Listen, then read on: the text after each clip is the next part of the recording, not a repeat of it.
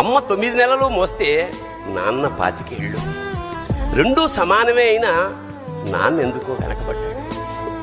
ఇంట్లో జీతం తీసుకోకుండా అమ్మ, తన జీతం అంతా ఇంటికే ఖర్చు పెడుతూ నాన్న, ఇద్దరి శ్రమ సమానమే అయినా అమ్మ కంటే నాన్న ఎందుకో వెనకబడ్డాడు.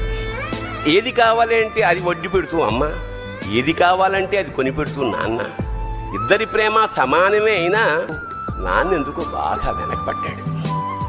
ఫోన్లోనూ అమ్మ పేరే, దెబ్బ తగిలినప్పుడు అమ్మ అని పిలవనే, అవసరం వచ్చినప్పుడు తప్ప మిగతా అప్పుడు గుర్తురానందుకు నాన్న ఎప్పుడైనా బాధపడ్డా?